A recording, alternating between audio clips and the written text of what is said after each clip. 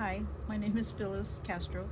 I was born in 1946 in San Antonio, Texas, where my mother was from San Antonio, my father was from California, Hollywood, California. I came here at 2 years old and resided in West LA the rest of my years right now. I come from a family of 8 siblings, 5 sisters, 2 brothers, three brothers, and just grew up in West LA, close to Stoner Park, and I went to University High School, graduated 1964, and I just did a lot of, used to go to a lot of dances and parties until I got married, and then it all stopped. I got married in 1965 and had 1 daughter.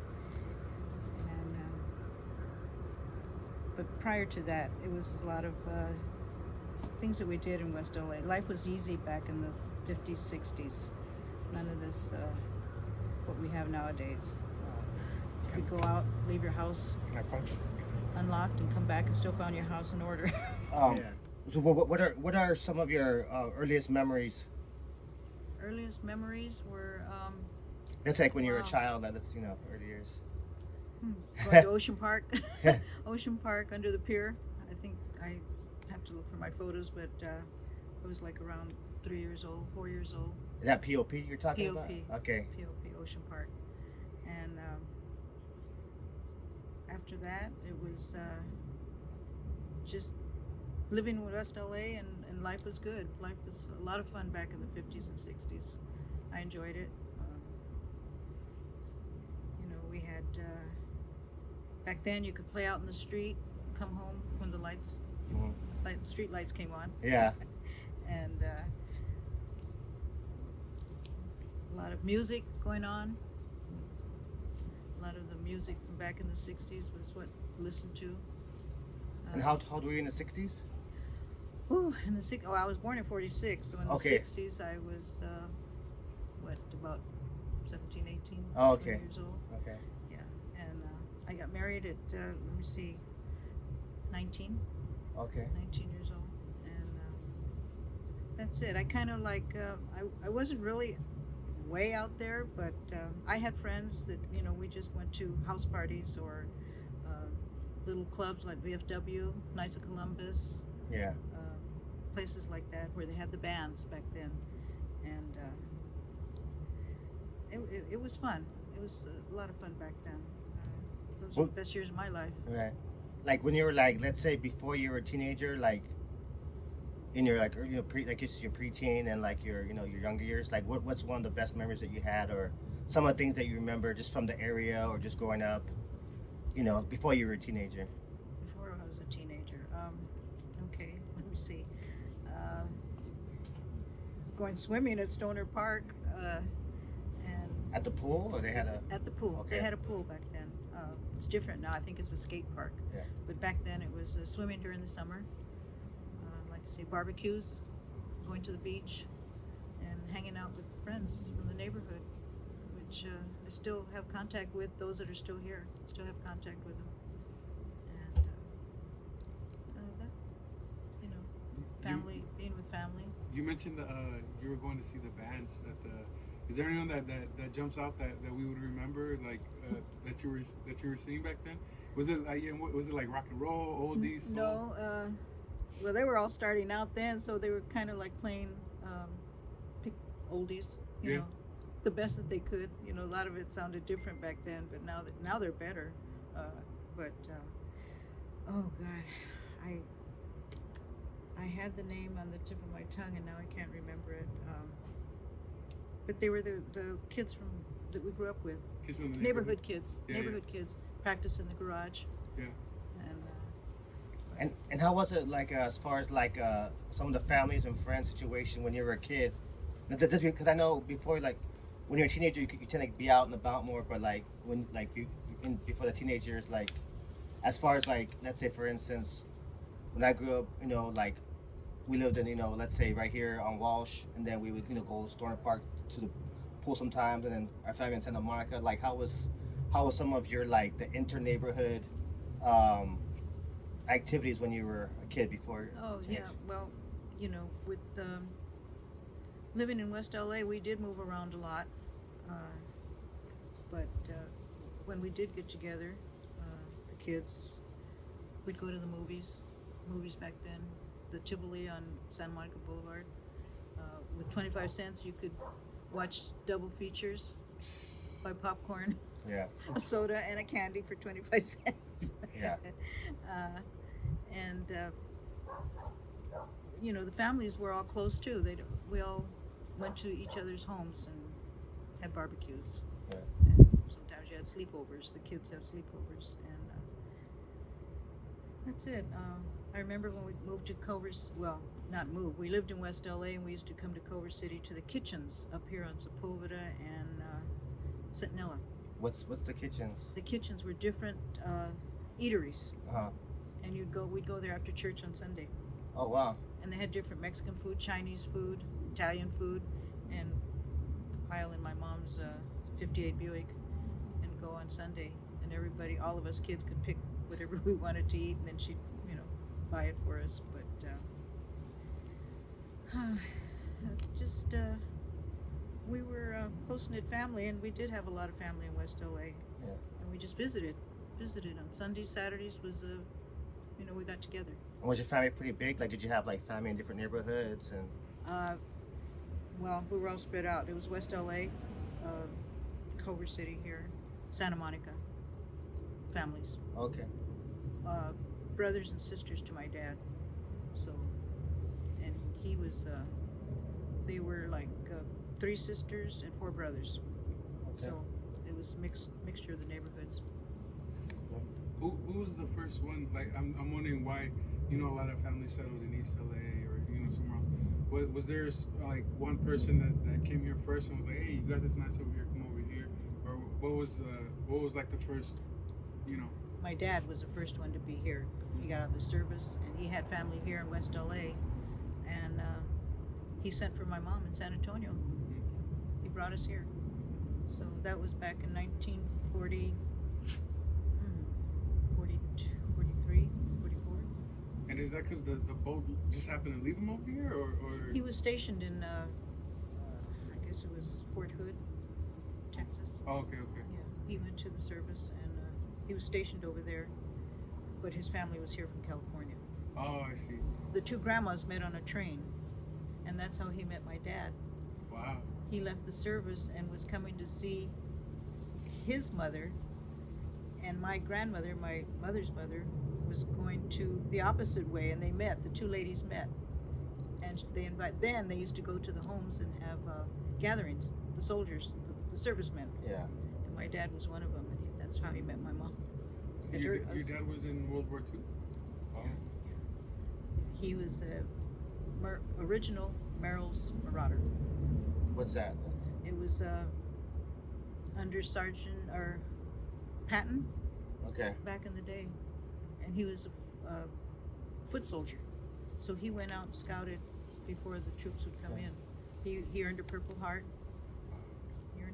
Did he get drafted, or did he volunteer, or? He volunteered. Okay. He was 17, I think. Okay. 17 back then. 17.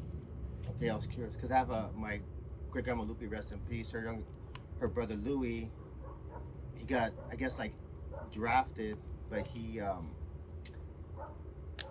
they I guess they at the World War II around that time they just picked up people off the street and threw them in the truck Oh man. and like that. So like, you know, he disappeared for like, you know, and then like my grandma sent him out. No, my great grandma Secundina sent him out for milk to go to the store. And he never came back, and they're like wondering what happened. Then like a month or 2 later, they get there like, oh yeah, I'm in the army. They picked me up.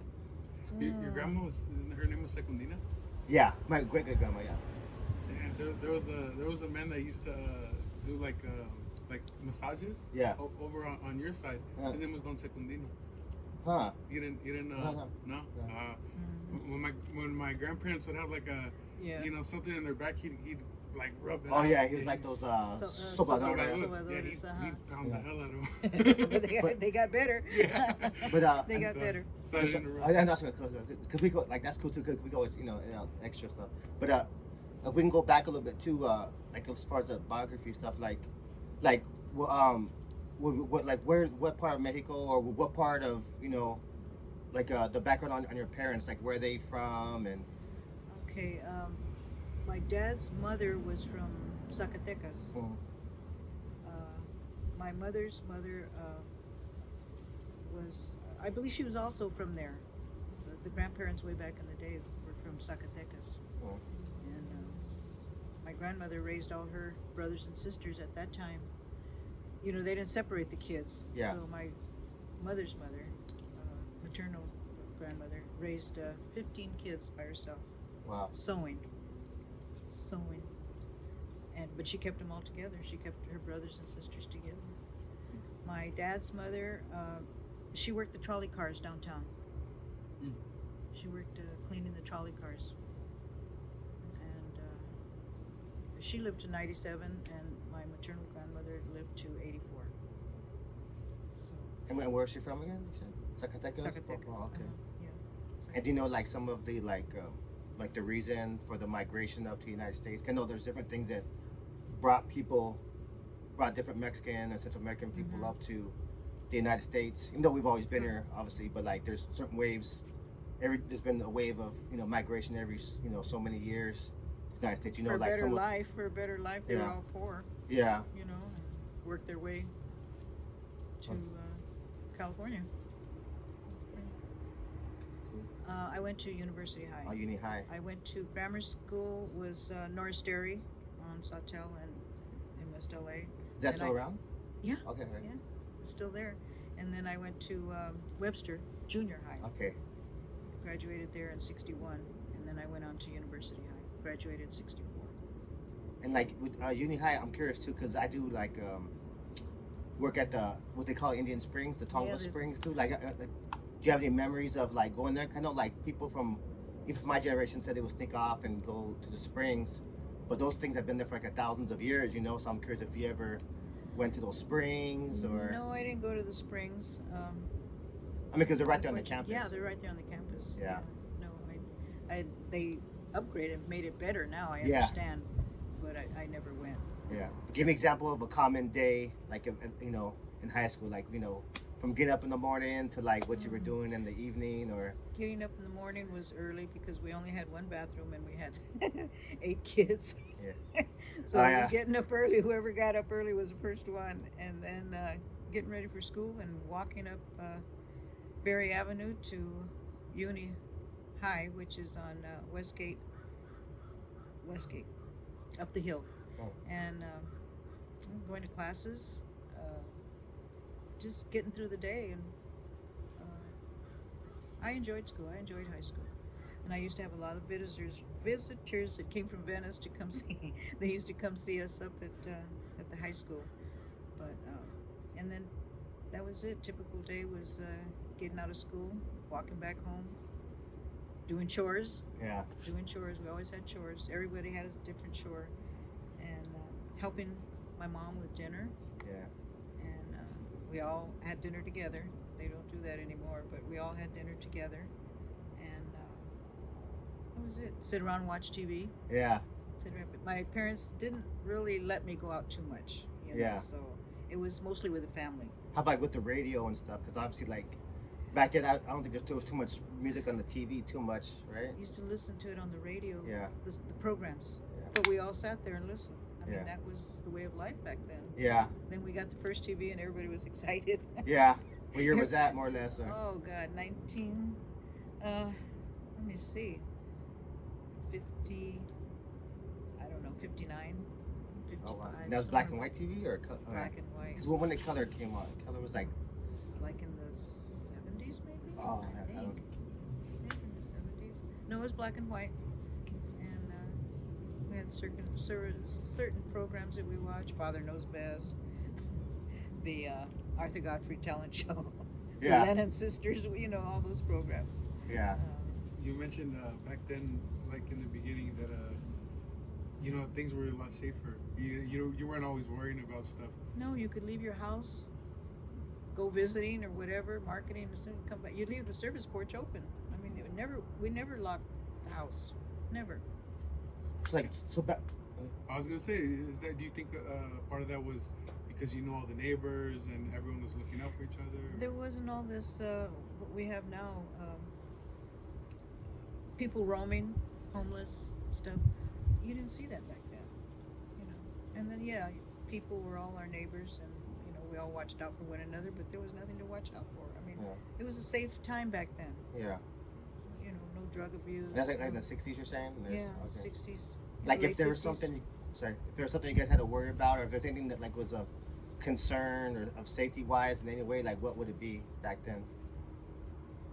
Back then, I As don't far as know, like your but- parents would tell you like, oh, may watch out for this or don't do this because you know obviously they try to keep you, you know, on a good path. So like, Yeah. what were some of the things maybe that they're trying to, like, you know, keep away from you, so to speak?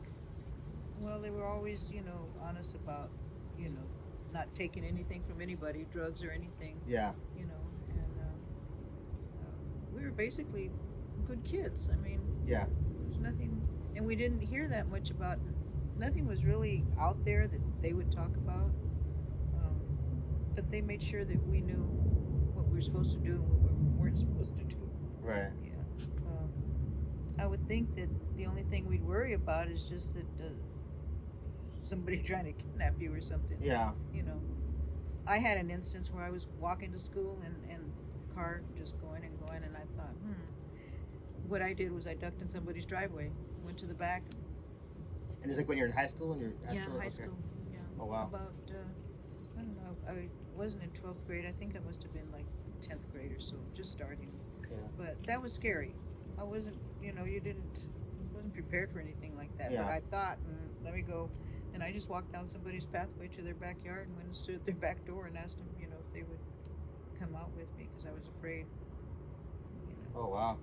I'm wondering, like a different type of question, but when you were in high school, what was kind of like the breakdown racially, like you guys as Chicanos, Mexicans, was it, you know, was it like kind of half and half with white folks, with black folks? Or? Japanese. Everybody, my husband was Oriental, Okay. but in high school it was the whites kept to themselves, the Mexicans kept to themselves. You know. Was it a lot? Were you guys? Did you feel like a minority, or was there a lot more white people? Not really. You know, when I went to school, it was a lot of the rich kids that were from the rich part of town. Yeah. Holmby Hills. Yeah. I mean, Liza Minnelli was in my gym class. Oh wow. Jim Lancaster's son was in my history class. Yeah. Jeff Chandler's daughter was in my English class. Gary Lewis's son, Oh okay. Jerry Lewis's son, Gary, was in my history class. It was a lot of the rich kids, but they were down to earth, Yeah. and they didn't treat you any different. It's just that they all stayed. The upper patio was for the Yeah. more or less high school, you know, better class kid. The Mexicans were okay. I mean, I didn't see any kind of difference Any or being conflicts? treated. Being treated any different. Yeah. And That's of course, but amazing. when I got married, though, my father disapproved of me marrying out of my own race Yeah. because he went to war and he fought the Japanese. Oh yeah. And then but hey, he got over it. Yeah. He got over it. But in the beginning, it wasn't. You know, the first time you're going to go out and you bring an Oriental to the house. And, Yeah. I mean, he didn't say anything, but just his actions, and I Yeah. always felt bad, but he got over it. How about other people in general? Like just because how long were you married to him? Wasn't it? I was married to him for 25 years before he passed. Oh okay. Yeah, before he passed. And like when you first got together and like started kind of going out and kind of going out in public, like did you was there any kind of like positive or negative experiences with that as far as like No, because certain all of us were intermixed. Yeah. You know, so it wasn't anything new or different or weird or Yeah. odd. My husband was from, I don't know if you want to call it Chiva back in the day, Mm. which is Culver Yeah. City. Yeah. But he hung around. All his friends were from Venice. Okay. But there was no animosity, no nothing. We all got along. Yeah. You know, we all got along. It was- Because back then too, like I mean, I know now we call people. I think people use the word gangs too loosely, but my understanding is that back then, like they were more like clubs. You know, obviously they were neighborhood associated. There wasn't really like a Venice gang or a Culver City gang. Back there was like different clubs and stuff like that, right? Or can you speak to some of that, like as far as like some of the. I know it's probably more of like of a, maybe a male thing. I would assume. I assume there's female clubs too, like Chicana clubs and. Yeah. Not really. We didn't. No? There was no clubs that. I mean, I remember some clubs, but not really anything that I got involved with. Yeah. It was always peaceful. Everybody got along. Everybody, Yeah. Good to one another, and sometimes it was a family mixed. Of course, I have family from all four corners, but Yeah. Same. we've we never had any problems. Never had any problems. Like if you were able to like during your high school years, or I guess maybe your early adult life too, like what like when you want to go out and have fun or go out and do something like a little extra special beyond the normal thing, like for me, like I might go to a concert or something like that too. Like what were some of the things that were around at that time that you would do? Or Well, there was a lot of places that people would go to, nightclubs. See, I got married so young, so I didn't get into any of that. Right. I didn't experience it that much. You see, I got married, had my daughter, and just a housewife. Yeah. And yeah, I talked to a lot of my friends, kept in touch, but as far as going out and stuff like that, it kind of like simmered down. Yeah. But we would go, the girls, before I got married, we'd go to Whittier Boulevard, cruise Whittier Boulevard. Yeah. Some things never change. Yeah. We still go. We still go. Yeah, Whittier's still the spot there. And as far as like you going to Whittier and going to the east side too, what are some of your experiences like going, I guess, to the east side of the river, or east, I guess, the east side of LA, and what you would do over there, and like did some of them come over here and have fun too? Like what were some of the like exchanges you might have had with that area and the people from the Chicanos from that area, or people in I think general? we were still too young to get into any of the clubs. Yeah. But we knew people, we met people while we were down there, and they never came down this way. But yeah, East LA has always been more active. Yeah. More active. People from here went over there to have some fun, but we were still too young for the clubs. A lot of cruising. Yeah. But that was it. I mean, we were kind of calm. Yeah. Kind of calm. We weren't into anything. Right. We love to go down, get dressed up, and go to dances. Yeah. But the dances would be down here on this side. Yeah. And Like when you go out dancing, what were some of like your favorite artists and music or songs at the time? all oldies. No, I know, but I yeah. know, but Because people still love Temptations. oldies. Temptations was a big thing. Yeah. And it still is. Yeah. I love them. If you had to pick like 3 favorite songs from your dancing era, what would those songs be? Midnighters. Of course, the Temptations. Oh boy, Smokey Robinson. Yeah. All those. And we still play them. Yeah. We still listen to them. Yeah. They never gets old. I mean, Yeah. rock and roll is here to stay. Yeah, timeless for sure. And that's music. You can understand them. Yeah. Lyrics and stuff. For nowadays, I mean, you hear all this jibber jabber, but back then you understood the music. You understood the music. Marvin Gaye, Yeah. Yeah. So. I'm curious too, because you mentioned that I guess your dad was in the military, right? In World War II. So I mean, obviously you were around for the Zoot Suit riots. Did you ever talk about like things like that? Like I know the Zoot Suit riots were pretty significant, happening like in Chicano history. A lot of times. To see him, I just saw him dressed as, the outfit, but he never really talked about it. Yeah. He was a quiet man. Yeah. He Did you ever didn't- share any of his experiences, or as far as like military, or just because he was first generation Chicano, right? Yeah. Okay. He said anybody that said they weren't scared was bullshit. Yeah. He was scared. Yeah. But he went, served, lost a lot of buddies. He came back with that PSD. Is it? PTSD. Yeah. Yeah, PTSD. Yeah. He came back and he was shell shot. Yeah. So lost his hearing. But What did that look like? He was having nightmares, or? wake up, and Yeah. out of a sound sleep, and my mother was like scared, but I mean, buddies next to him that died, Yeah. He went 6 months. My mom went 6 months without hearing from him because he was in the jungle, Oh wow. and he well, of course, there was no plate. He wore the same boots for 6 months. You know, Oh. they go through the water, and Yeah. so all his feet were bad. Oh man. You know,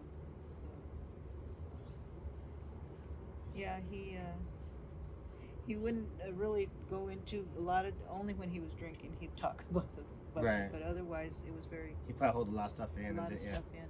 Yeah. A lot of stuff. Yeah. And he was the baby of his family, so his mother always worked. So one of his sisters raised him. Mm. So, How many siblings did he have? 4 brothers and 3 sisters. Okay. Yeah, and everybody's gone now. From my dad's side, everybody's gone. Yeah. I mean, there's cousins and stuff. Everybody's gotten so distant, you know. Yeah. But it was a big family, big family. And my mother's family is all from San Antonio. They're still there And how long have they been in San Antonio? all their life. Oh, really? Yeah. That's where she. And they're from Zacatecas too, you said? Yeah. Okay. Yeah. She living right now is just 2 sisters and 1 brother. And you still have family over there? Yeah. Yeah. Wow. That's great. Is there like a difference? Like, I mean, I'm assuming you go over there to visit them sometimes or throughout your life. Yeah. It was quiet. It's a quiet way of life Yeah. in San Antonio. Like, what would you say some of the major differences? I know sometimes Texans and Mexican and California Mexicans, they're always arguing over who has the best tacos or whatever. So, but just in general, like, where are some of the differences? Well, I think over there they still some parts I guess still dress Chicano style. Yeah. You know, Like like the old Pachuco style? old Pachuco style. Yeah. Which here you don't. I don't see it here. Maybe in East LA they do, but Yeah. That's a big difference there. Yeah. But yeah, other than that, and I went back a few times while some of my relatives were still living, but I think the last time I went back was 2010. So it's changed a lot since then. Yeah. My siblings have gone back, but I haven't. I haven't visited again. So you say is it more rural right there in San Antonio? It's just more like relaxed and laid back, or? It's laid back. I think it was rural. You know, up until when I went in 2010, it was still kind of rural. Yeah. But now I understand it's more, and the house is still there that my grandparents lived in. It's still there. And is the family still has it, or is just someone else owns it? Someone else owns it now, Okay. but that house is still there. And of course, they have brought it up, you know, remodeled and stuff. Oh, okay. It's right on the corner house. You come out to your, my grandmother would come out to her walkway, and Yeah. the bus would pick her up right in front of the house. So who has better Mexican food, Texas or California? Or if Estilo it's- Mexicano is in Texas. Over here, it's good too. You Yeah. know. But you would say Texas has the upper hand? I would think so. But then you're San Antonio raised, so you might Yeah. have a bias. But, Yeah. but you've been here for a long time. Yeah. Yeah.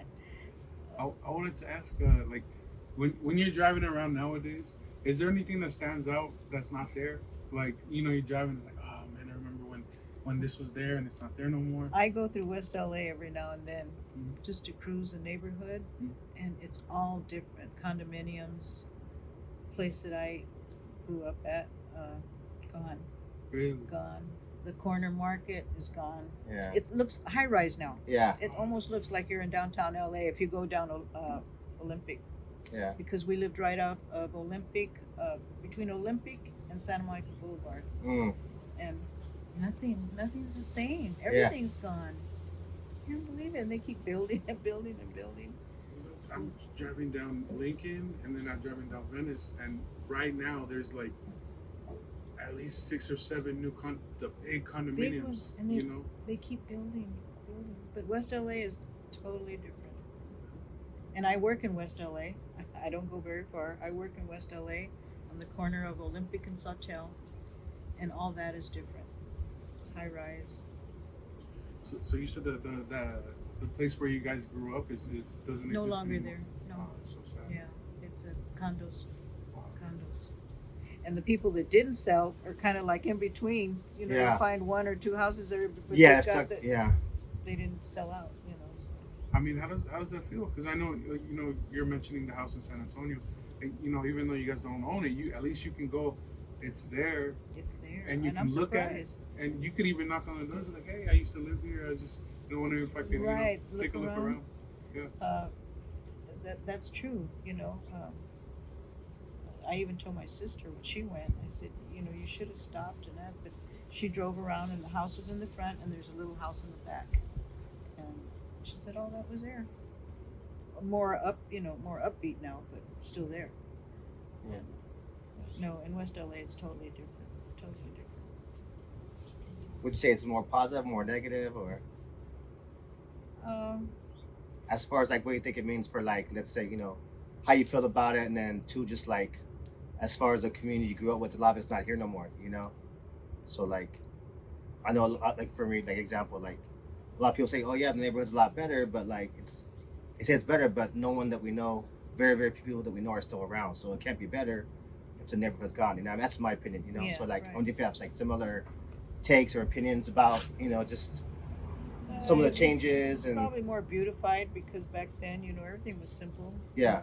Simple is more beautified, but as far as the people, totally different.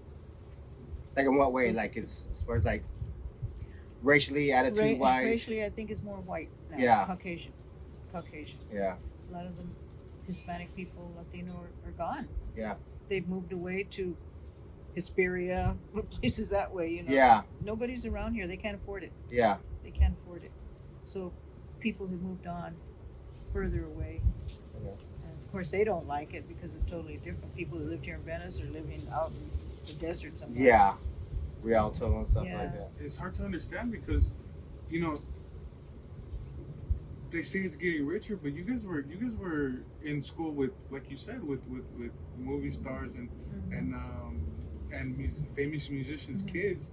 So there was still rich people here, but it's just different, and it's hard to understand like why, Right. I mean, back then, yeah, they were rich, they were white and everything, but it's a total different kind of group of people, Caucasian people now. Right. It really is. I mean, even around here, of course, we have this Northgate Market here up on the corner, but the whole area has become sort of like white. Yeah. And so now of course, they're going to go there Yeah. because it's reasonable, Right. and you see them stacking up their baskets and stuff. Yeah. But yeah, I mean, kind of like you feel like you don't own anything anymore. Yeah. They're Well- wishing you away, wishing you away. And it's hard because like, when we talk about this, and we have to mention that they're white because they are, we're just Right. It's just factual, but it's a different group of white people. It is. Because we grew up with a lot of white people, but they were more welcoming and understanding of us. And but Exactly. do you feel like this new group of people, when you walk by, do they look at you like oh You sense it. You right? sense it like we don't belong. But Yeah. actually, we were here first. Yeah. And they're just coming in by the droves. By the droves. Yeah. And like here, this was my parents' home. Across the street, we have the house is still there. Latino. Across the street is Latino, but she's white across the street. And going down further is Caucasian. Caucasian. Some are friendly, some are not. Yeah. It's hit and miss. What if there's some as far as like places that aren't around anymore, whether it's buildings or just open spaces, like what would you like to see if you could like have a magic wand? Like what spaces would you like to see back again on the west side? On the west side, more eateries. They've taken all our eateries away. Yeah. They're more bistro. You before you could go and get a simple cup of coffee, an egg or some toast. Like little diners and stuff Yeah, like they're gone Yeah. from here, from this area. They're all gone. that. Yeah. They've taken them away. There's small bistros, and if you go down Washington Boulevard, it's all Caucasian people. You don't see anything. We've driven to Venice and down Abercrombie, Oh, horrible. isn't it? It's It's not. yeah. No, it's yeah. Right. And Very pretentious and just I would really, it would be nice if you could do a one and bring back the Yeah. old days. The old days. Yeah. It was more Can remember my great- more relaxed. Yeah. Can remember my great grandma Lupe? She would talk about how she passed away. Rest in peace. Like back in like '98, I want to say. No, sorry, 2005, 2006. She died like she's like 95. She's up there, but she would say about the cornfields at SMC and then I want to say over here, like off of Washington, like you know where like the Bona wetlands are, that they would like during the Depression, Great Depression, that they would like, grow food there. So I don't know if you heard Yeah. similar stories from your family or what The you experienced. Lopez Ranch was on Yeah. on what street is that? Jefferson. Jefferson, yeah, Jefferson. yeah, Lopez Ranch was there. You'd go there at Christmas time and get your Christmas trees, Yeah. or you go there and get the corn and all that. yeah, It's not there anymore. yeah. Is there anything like specific that jumps out? Like, oh, we should go to that restaurant. You know, so and so restaurant is just not there anymore. Like just that. Okay.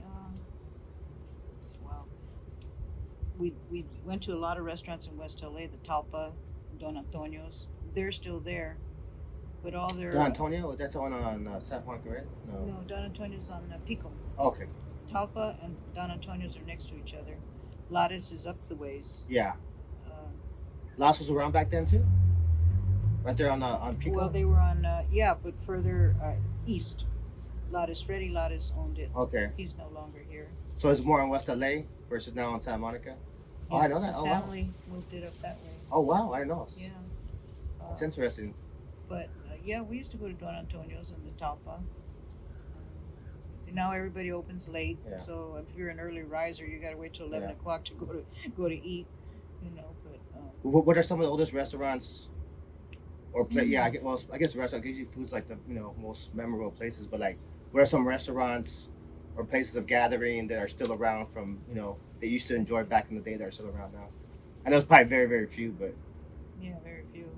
Well, like I say, just those two were Yeah. more popular back in the day. Kelbo's, we used to go to Kelbo's. It's gone yeah, on Pico. yeah, Pico had a lot of restaurants. yeah, Everything's just the ones few that have stayed. And, but their food has changed too. The taste and everything. I mean, they're still Mexican restaurants, but they cater to the Caucasian, I think. yeah, You know? yeah. They cater to the Caucasian, so doesn't taste the same. Doesn't taste the same. Sure. So And you know what? The Latino people, they're smart. Yeah. A lot of them are smart, and they have education and stuff. And yeah, they're not recognized. Yeah. They're not recognized. But I remember when JFK got shot. I was in high school, and that kind of changed. Everybody was so sad. Yeah. And, a lot of people had different views on the Kennedy family, but I don't know. I liked them. Yeah. I liked them. Yeah. And it was a sad time. The riots, the Watts riots. Okay. Where I was working, and from the top on the 7th floor, you could see everything that was burning down on that side. Oh wow, you can see that far. Yeah. Oh wow. Up on the 7th floor, yeah, we could see. And how that? Go ahead, sorry. And then I remember that they were the blacks here were getting involved as far as looting. Okay. And I remember that our job wouldn't let us come home, let us come out of the building, because there was a lot of that racing up and down. And Also, some of the rioting affected the West LA area too. yeah, Oh, it's yeah. interesting. My mom was here, and she was so scared, because she said they're driving crazy up and down the streets. There was a record shop on the corner of Braddock and Centinela, and they went through there and destroyed it. Mostly people, black folks outside of West LA, or from just the area. here, Okay. just here. The project. Yeah. The project is right here. Yeah. So they were getting involved. Yeah. Silly stuff. I mean, Yeah. They didn't need to, but Yeah. The Watts riots and things happening here. Like, do you notice any difference in the laws or the way that they were treating, blacks and Mexicans, as far as the police or just new? I don't agree with the way the police are treating Latinos when they have to encounter it. Yeah. I mean, and the blacks, of course, they're still beating them to death. But, Yeah. You don't hear that much reporting on Latinos, but they do get their share of beatings and stuff. But like, the policing back then versus the policing now. What are some of the differences that you've noticed, good or bad? I think the police nowadays are taking more using their authority to do the things that they're doing as far as the beatings and stuff. Yeah. They Using don't their need to. Yeah, power. they don't need to. Abusive power. Yeah. Abusing their power. I mean, there's different ways. You don't have to beat them or shoot them. shoot them in the legs. You know, why shoot them in Yeah. the back when they're not, you know, doing anything? Yeah. Or they always say they're resisting. That's sad to see, but I think they overuse their power as police officers. And after the fact, and that's different now. I Yeah. mean, they won't come out. Yeah. You can call till you're blue in the face. And the neighbors, several of the neighbors called. I think could have been avoided, but just never responded. They're very lax, I think. I don't know. They don't want to get involved. They'd rather shoot you and move on to the next person. Right. One thing I was kind of wondering was going back to like you know, the neighborhood changing is when was the first time that you kind of noticed it of like, oh wow, they're tearing down that house, or you know, or oh, this person's moving in? Was it like When it becomes significant for you, like where you start noticing like significant shifts in like what was happening as far as the demographics and the was it like early 2000? Yeah, about late 90s, early 2s. Mm. And you thought, what's happening here, you know? I had friends too from West LA that I guess we never got into real conversation, but they had to move. I don't know if they asked them to move or they gave them relocation or whatever, but they took it and they moved. And then some that haven't sold. I mean, they're in between, literally in between condos. yeah. No No, I've seen breathing, it, no yeah. breathing space. Yeah. You know, no breathing space. Where my cousin lives on Exposition, right off of Bundy and Pico. They have fenced in a whole area and around like that, and she lives on Amherst, by where the trains go by, and all around they've enclosed it. They're going to knock it down, and she says they're going to. She said Section 8, and she says that's going to happen. She doesn't want to sell, but she said we start getting all these crazy people in here. She said I'm gone. As far as what like a lot of like the unhoused situation and stuff like that, all the Well, transient. she said now that it's all fenced in, they're still in there. Yeah. You know, somehow they how do you call it? Homestead? Is that what you call it? Unhoused. Unhoused. Yeah. And she lives by herself. Her mother passed, and she's got that home there. And she says, "Where am I going to go?" She's got kids. That's one good thing. She has a lot of kids. Yeah. She says, "I guess I'll go back to Whittier." But with that's her. If she has to sell or whatever, it's the only place she can go. She says, "I'm not going to go someplace far out." Yeah.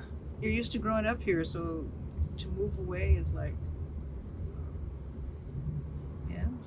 And the house she's in was her grandmother's, and then the grandmother passed and gave it to her mother, the daughter. And how long has her family been in on the west side, more or less? All their life. Oh, yeah. They were Santa Monica, and then they relocated to West LA, Okay. and then spent the rest of their years in West LA. But originally from Santa Monica. Okay. Yeah. So. It's sad. It seems like, you know, it's almost a feeling of like they're gonna get you eventually out of here. You know, if it's not. They bother me all the time. Yeah. All the time. We get Like the real estate. The real estate, like, Yeah. all the time. And where do you live? Venice, Venice. over there on Penmar. Yeah, no, they're every day. And if it's not that, it'll be like a letter, and it's hand signed. So I'm like, oh, who's sending my grandma a letter? That's so nice. and she opens it, and it's a real estate. Like, hey. Yeah, yeah. I said I got a birthday card, and it didn't have. And I said, I opened it. Said Phyllis, no, that opened. It was somebody. We're interested in your location, and it's quick and easy, and you can in and out. And I'm like, can you believe that? And it was all like handwritten. Yeah. Handwritten, and it was like a thing. And I thought, I'm getting a birthday card. Yeah. Happy birthday to me. Yeah, they're very strategic and clever with how they try to get Right? Property, and It's sometimes just a slap in the face, because I'm like, oh my God, someone's writing my grandma a letter. It's so nice. I'm so happy someone's thinking of her. And then, hey, we want your house. Oh my God. Yeah. Then there's a lot of people that we know that they're not there anymore. Yeah. And it's all Caucasian and little apartments or big apartments, whatever. Sad, Like Yeah. I say, we cruise down there every now and then just to see. And so used to live here, and so used to live there. Yeah. It's nothing anymore. Yeah. I used to walk this alley to school, and it's not there. They build the ugliest houses. They're all. I know, I right? got a friend of mine calls them the shoebox houses. Right? But That's what all are they- some of the things you reflect on as far as some of your challenges as a Chicana and as a woman growing up Okay, well, throughout your years? growing up in West LA, of course, I don't move around in jobs, so I like my profession, which is accounting, and I had no problem at all. And now I've noticed that I'm kind of being pushed out, and it's all white people coming Yeah. in, and that's sad. That's sad. Yeah. But I'm not going out without a fight. Yeah. But yeah, and just little things. Like a lot of my duties are moving because the boss that came in is Caucasian. There's two Caucasian. One is good, he's down to earth. The other one is like he's hungry. Yeah. And I've noticed, oh, we're just going to train somebody. All of a sudden, the job never came back to me, Yeah. that person. And he's a graduate of UCLA or whatever. It's okay. But the people he's bringing in, they don't even need them there. There's not a job position for them. Yeah. They're actually sitting there. I can be working and look, corner of my eye. They're not doing it. They're just there. Yeah. And that kind of hurts, Yeah. All the years I've worked, I never had a problem. But it's just subtle. It's Yeah. subtle the way they do things. Like try to push you out, like little things. Subtle. And now, how long have you been accounting for? Oh, all my life since I got out of school, 17. Oh wow. Oh wow. And first job was at Packard Bell, which was on Olympic and Bundy. Wow.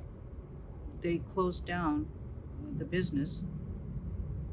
And from there I went to Everest and Jennings, which I worked 20 years. And what kind of company was that? That was just like an accounting company or like a... No, manufacturing wheelchairs. Wheelchairs. Wheelchairs for Disneyland. I worked there 20 years. They relocated to Missouri. I didn't go. A lot of people sold their homes in West LA to relocate, and they had a big layoff, and all those people lost their homes. So I didn't go because I had my mother. Yeah. So I'm lucky I didn't go. But anyway, I wouldn't have gone anyway. I worked there 20 years. The first job was 5 years. The second job was 20 years. The third one was 13 years. And this is my fourth, 18 years. I'm a staff, I like my job. And- it's just the people around Yeah. me. And so, and during all those different jobs that you had accounting, like, did you ever feel like you were like discriminated against for any type of reason? Not before, but like now, it's just like That's interesting. it's Isn't that crazy? Yeah. It is. Because you would think more You know back what? then. And all you know? my knowledge is up here. I don't take notes. I'm one of those that show me. Yeah. That's it. But it was all when I left the job of 20 years. They brought in an accounting supervisor. She was fairly new to the company, didn't know anything when I had already been there 15 plus years. Yeah. And knew, so it kind of got hard, and I could see the writing on the wall. Yeah. I left before they could tell So me. you're retired now? No, I'm still working. Okay. I'm still working. Oh, from that company, you mean? This one here. Yeah. I'll be 19 years in November. And did you ever But try? now it's changing. Yeah. But like I say, I'm gonna hang on.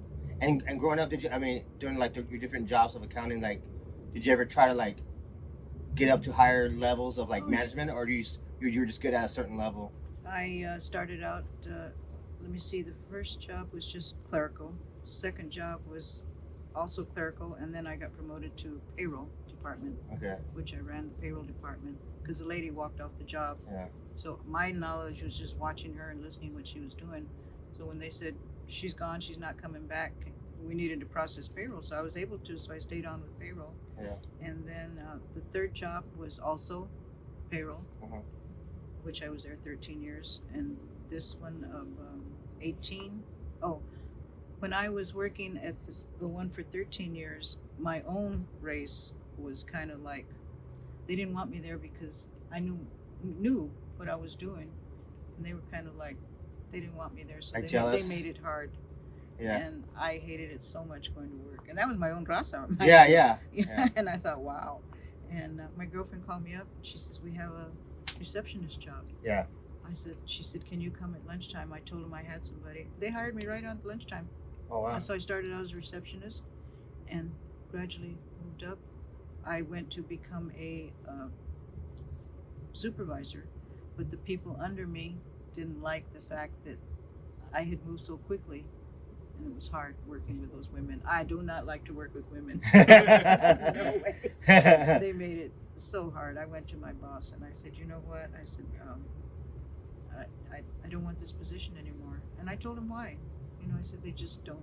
You'd ask them to do something. And I wasn't a bossy person. I'm not a bossy person. But no, it was like whenever they felt like it, you know. Where did that come from? You think it was just like they're just kind of jealous? Jealous, you know. And they were there before. They could have done the same thing. Yeah. You know, and so then I resigned from that position, but went to accounts payable. And even then, I don't know what it is, you know, but like I say, women are a pain in the butt. Yeah. And what are some, like, because, you know, I'm a kind of a techie junkie nerd, like all my little tech toys. Like, so I'm curious, like, as far as your accounting goes, like, some of the differences between, like, back then, I'm assuming there's more manual accounting versus, like, a lot of the computerized stuff now. Like, what are some of the calculator type manual? Yeah. A lot of manual. What things do you think are better now as far as the technology or not, and some of the differences? It's more it's easier now. I mean, you push a button and, you know, you spit out a check. Yeah. It's easier, but I'm very how do you say anal on my work. Yeah. I like to do a good job. Yeah. I like to do a good job, and like I say now, the owner is very sick, got dementia, so they brought in somebody. These two gentlemen. One is okay, and the other one is just like changing the whole things. Mm. I talked to one of a maintenance person yesterday, and he says, "Yeah," he says, "they're making it rough." Oh wow. He says, "Phyllis, hang in there." I said, "I am. You know, I'll hang in." But they got to have a good reason to let me go. Yeah. Because I see all these people coming in, and they really don't have positions. Yeah. I was wondering too about your kids. Like, how are they? How's their relationship to the area now too? Are they still around? You said you had a daughter that's close by. She lives in the next block. Are they planning to be here, or is it getting harder for them to I don't know. Here? I don't know why she made the trip to Virginia. Yeah. Other than to see my niece. Oh no. Because her job also, she's in accounting also. Yeah. Her job is shaky, but they don't say yes or no. We're going to be closing, or we're not going to be. Yeah. So she took her time off, just in case. Yeah. And she said they were supposed to have a big meeting yesterday, Friday. And she says, "Oh well, I'm not here." I said, "Of all times that you're not here." She usually fills in for everybody that doesn't come to work. Yeah. So I don't know. You know, why do we care so much? You know, my daughter cares too, just like I do. Yeah. Yeah. You know, she's always, everybody's always, one's sick this and the other one's got, her husband is sick, and my daughter's always there. And this is the first time she's really had a good vacation. Yeah. So I don't know. I said, well, buy a Powerball while you're out there. I said, okay. She goes, why are you trying to get rid of me? I said, no, but you got to be prepared. You know? Just in case, you know. But yeah. She said it's nice out there. Yeah. Have you talked to her though about her plans, or how she feels about it? Does she want to be here until? She says, once I'm gone, she doesn't want to stay around here. Yeah, she says it's not the same. Yeah. She said, Mom, once you're gone, she says there's nothing for. I only have one daughter. She says there's nothing for me to stay here for. Yeah. And she doesn't like all this homeless and stuff. There's a lot of stuff happening over Yeah. here. Changed her mind. She's here. So I don't know. Maybe she's scouting around. I don't know. How does that make you feel? Does that make you sad that something's gonna be the last of the family in the area? The matriarch, yeah. Yeah. I'm the last one. Yeah. Last one. I have two sisters, but one's in Riverside, one's in Pasadena, and they're dealing with their own issues. Yeah. My sister's married to a black. Her grandson is, half Mexican, half black. He goes through some changes over in Pasadena. Yeah. And she feels for him because he wasn't brought up that way. We didn't raise our kids to be rough and rowdy. I mean, so she says, just hope for the best. That's all you can do. Yeah. She's not going to relocate anywhere, I don't think. Sandy, her kids are grown. She doesn't have any small kids. Her kids are grown.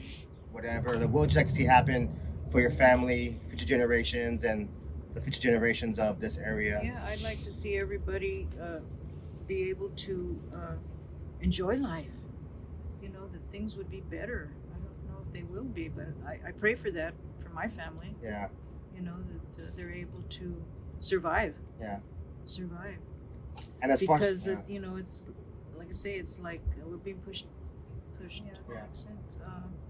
I'd like to see that everybody can keep our raza going. yeah, You know, just don't give up.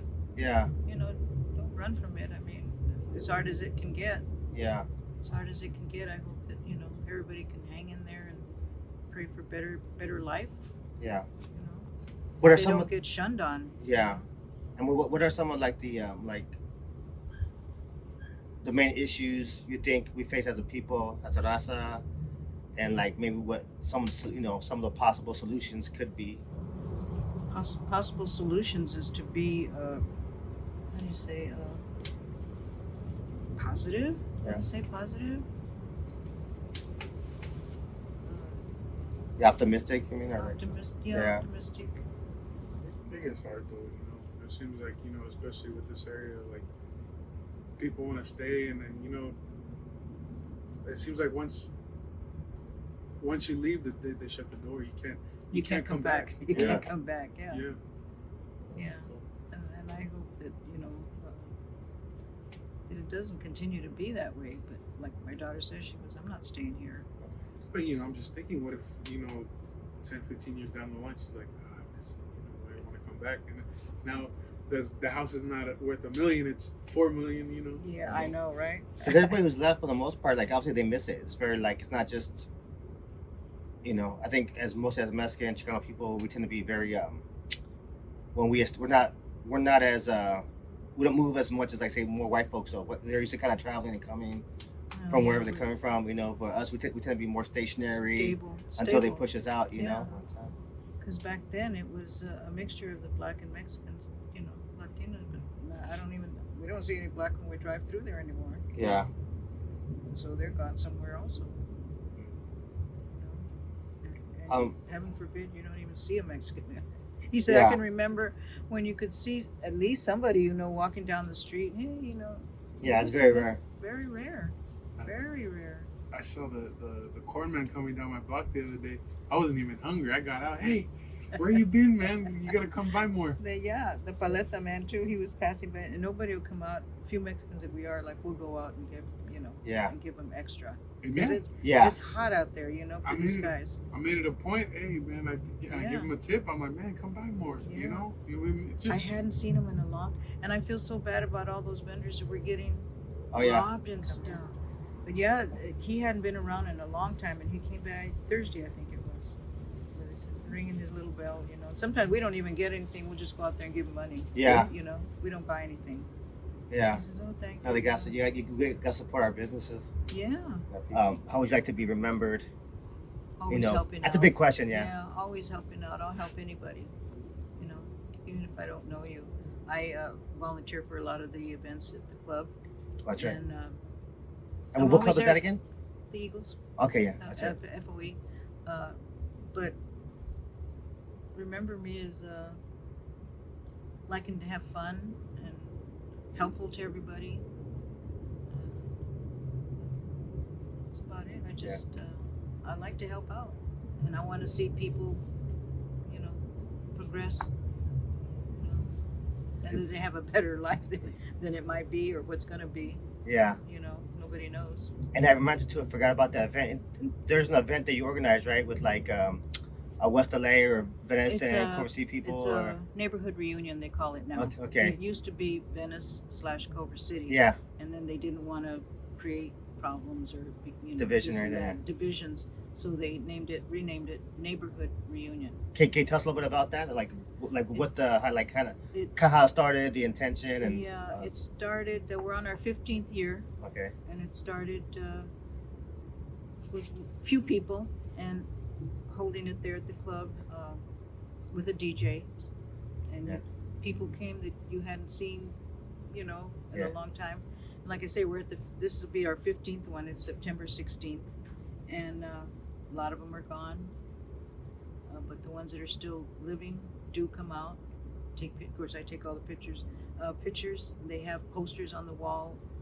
The deceased, and the line is getting bigger and bigger. Yeah. You know, she lines them up, and but it's fun because we see people that we hadn't seen, And you're the main- not everybody comes to this. You know, the same. Attends the same event. Right. But the ones that do, we stay in touch. We're Yeah. still in touch. What inspired them to? To keep everybody in touch and together. Yeah. Keep us together because it was already drifting apart. Yeah. 15 years ago. Yeah. Wow. Yeah, we're on our 15th year. This will be the 15th. And like I say, people that lived in Venice or wherever, they don't live there anymore. Yeah. They're all out in Cucamonga and Yeah. Hesperia and Yeah. but like I say, if they can and they're able, they do attend. Yeah. And it's fun. It's fun. We still see a lot of people. We That's just great. lost a person the other day. I don't know. He grew up in Venice. Castro? Oh yeah. Santos? Yeah. Yeah. Santos Castro. Yeah. He's a recent one.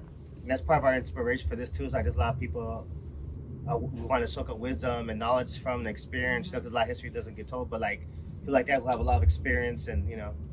to share that. I just really want to thank you. This is our first interview for people who are going to be watching this. Our very first interview for Westlow Stories, and we feel very honored to have you share your home and your time with us. I hope I did well. Oh yeah, no, I mean it's all it's just it's your experience and and everybody has their story and we want to lift up our people's stories Yeah. and there's a saying that I learned is something to the effect of like you can't love anybody you don't know, right? So like if we don't know ourselves as people, our history, that's part of the goal too. Is like if we're not reading about ourselves in the books, they're history books, we learn to appreciate other people more than ourselves. So Right.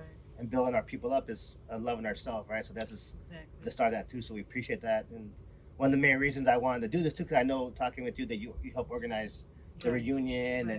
and Anything that comes up, I'm there. yeah. I volunteer. I never. Yeah. Even And I guess if somebody can't, I do. Yeah. I do. So, And to close it up, like if there is a piece of advice or a couple pieces of advice that you can just share, like that you would want to make sure your family knows and maybe your people know, or everybody you love, like what's just some general good life advice that you would give them? just keep pushing forward. Don't give up. Don't give up. We're here to stay. Can't run us out. Yeah. Yeah. And I love everybody. And I saw that for my birthday. I had a lot of people. Yeah. It was fun. It was fun. But yeah, don't give up. Just keep moving forward. Yeah.